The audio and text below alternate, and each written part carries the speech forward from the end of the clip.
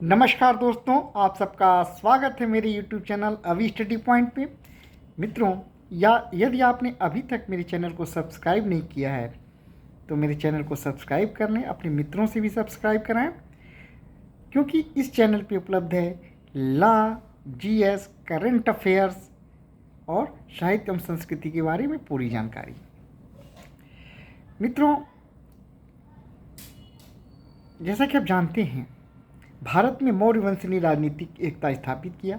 मैंने अपने पिछले 2 वीडियो में मौर्य वंश के राजनीतिक इतिहास के तहत चंद्रगुप्त मौर्य, जो कि मौर्य वंश के संस्थापक हैं, और उसके पश्चात बिंदुसार, जो कि चंद्रगुप्त मौर्य के पुत्र हैं, और 200 चंद्रगुप्त मौर्य के बाद मगध पर शासन किया और उन्हें 298 ईसा पूर्व से, बिंदुसार ने 298 ईसा पूर्व से लेकर 272 ईसा पूर्व तक मगध पर शासन किया। उसके बाद सत्ता संभाला अशोक महान ने। अशोक को महान कहा जाता है, Ashok the great. Ashok the great को लगभग सभी लोग जानते हैं।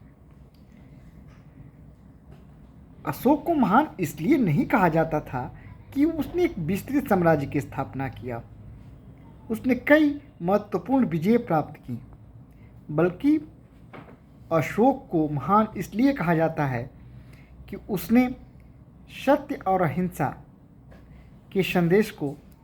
के संदेश को पूरे विश्व में फैलाया। अशोक ने बौद्ध धर्म का प्रचार प्रसार किया, लेकिन प्रारंभ से अशोक ऐसा नहीं था। अशोक के बारे में कहा जाता है कि उसने बिंदुसार को अपदस्थ करके मगध पर अधिकार कर लिया। यदि आप सिंघली अनुश्रुति पर विश्वास करें तो सिंघली अनुश्रुति में ये उल्लेख किया गया है कि अशोक ने अपने 99 भाइयों की हत्या कर मगध का सिंहासन प्राप्त किया। कहा जाता है कि मगध की सत्ता को प्राप्त करने के लिए अशोक को कई युद्ध लड़ना पड़ा, गृह युद्ध छिड़ गया, और इस गृह युद्ध में विजय कर उसने अपना अंतिम रूप से राज्याभिषेक 2 वर्ष बाद 269 BC 269 ईसा पूर्व में किया। अशोक के शासन के बारे में जानकारी का जो स्रोत है, अशोक के समय की जो जानकारी का स्रोत है, उसके स्वयं के अभिलेख, ये बहुत ही ऑथेंटिक है। इसके अलावा सिंघली अनुश्रुतियाँ, बौद्ध ग्रंथ, दिव्यवदान और महादान, ये कुछ, इसके अलावा चाणक्य के अर्थशास्त्र में भी अशोककालीन शासन और राज व्यवस्था के बारे में जानकारी मिलती है। तो अशोक ने एक लंबे संघर्ष के बाद मगध की सत्ता प्राप्त किया और 269 ईसा पूर्व में वो मगध अपना राज्याभिषेक कराया। यह प्रश्न पूछा जाता है कि अशोक का राज्याभिषेक कब हुआ, अशोक ने अपना दोबारा राज्याभिषेक कब कराया? तो 269 ईसा पूर्व में अशोक ने राज्याभिषेक कराया।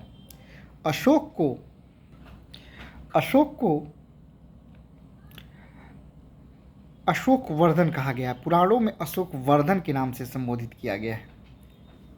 मास्की और उस गुर्जरा अभिलेख जो अशोक के हैं, अशोक के मास्की एवं गुर्जरा अभिलेख में अशोक को के अशोक नाम से उल्लिखित किया गया है। अर्थात अशोक के नाम का एक स्पष्ट जानकारी कहाँ से मिलती है? मास्की और गुर्जरा अभिलेख से। कई बार परीक्षा में पूछा चुका है मित्रों।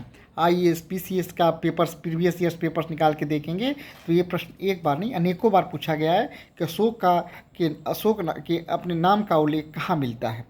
तो अशोक का जो है के नाम का उल्लेख दक्षिण भारत के मास्की एवं गुर्जरा अभिलेखों में उसके नाम अशोक नाम का उल्लेख मिलता है, जबकि पुराणों में से अशोक वर्धन के नाम से जाना गया है। अशोक ने अपने अभिलेखों में देवा नाम प्रिय या देवा नाम प्रियदस्य उपाधियों का प्रयोग किया, जैसा कि ईरान के शासक ईरानी शैली में किया जाता था। दारा प्रथम ने भी इस नाम का उल्लेख किया था, तो उसके अभिलेखों में देवनाम प्रिय या देवनाम प्रियदस्य शब्द का उल्लेख किया गया है, इससे वो विभूषित था। तो मास्की गुर्जरा अभिलेख में अशोक नाम से उसे पुकारा गया, पुराणों में अशोकवर्धन। राज्याभिषेक के पूर्व जो है अशोक उज्जैन का राज्यपाल था। अशोक के समय की जो सबसे महत्वपूर्ण घटना है युद्ध के संबंध में वो है कलिंग युद्ध। पाटलिपुत्र को, मगध साम्राज्य को अपने पड़ोस में कलिंग साम्राज्य अक्सर रखता था। यही कारण था कि अशोक ने भी सत्ता संभालने के बाद ही कलिंग पे विजय के बारे में उसने अपना वो किया और अंततः अपने राज्याभिषेक के 8वें वर्ष में, पूछता है कि कब, तो राज्याभिषेक के 8वें वर्ष में उसने कलिंग पर हमला कर दिया।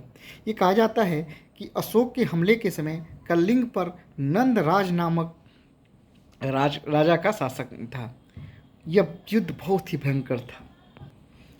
इस युद्ध में, कलिंग के युद्ध में 1 लाख से अधिक लोग मारे गए। 1,50,000 और 1.5 लाख से अधिक जो है लोगों को युद्धबंदी बनाया गया। यही वो युद्ध था जहाँ से अशोक ने हिंसा का परित्याग कर अहिंसा को अपनाया और उसका झुकाव बौद्ध धर्म की तरफ हो गया। कलिंग युद्ध में 1 लाख लोग मारे गए, 1.5 लाख लोग युद्धबंदी बना दिए गए। इस युद्ध का उल्लेख अशोक अपने 13वें शिलालेख में करता है। 13वें शिलालेख में अशोक ने कलिंग युद्ध का उल्लेख किया है। इसके अलावा हाथी गुम्फा अभिलेख से भी इसकी जानकारी मिलती है। ये पूछता है कि अशोक के किस अभिलेख में कलिंग युद्ध का उल्लेख है, तो कलिंग युद्ध का उल्लेख है अशोक के 13वें शिलालेख में। कलिंग युद्ध के बाद अशोक ने इसका परित्याग कर दिया, युद्ध का परित्याग कर दिया और उसके बाद उसने कोई लड़ाई नहीं किया, कोई युद्ध नहीं किया और उसने हिंसा का परित्याग करते हुए बौद्ध धर्म को अपना लिया। अशोक ने अपने राज्य में कई स्तंभ लेख, शिलालेख का वर्णन किया। मैं एक अन्य वीडियो में इसकी विस्तृत जानकारी दूंगा और अशोक के धम्म या के बारे में भी मैं आपको अगले एपिसोड्स में, अपने अगले धारावाहिक, अगले इस वीडियो में आप लोगों को बताऊंगा। फिलहाल आज के लिए इतना ही। अशोक के संबंधित इसमें कई महत्वपूर्ण प्रश्नों का हल मैंने किया। अशोक नाम का उल्लेख कहाँ मिलता है? अशोक का नाम का उल्लेख दक्षिण भारत के अभिलेख मास्की और गुर्जरा अभिलेख में मिलता है।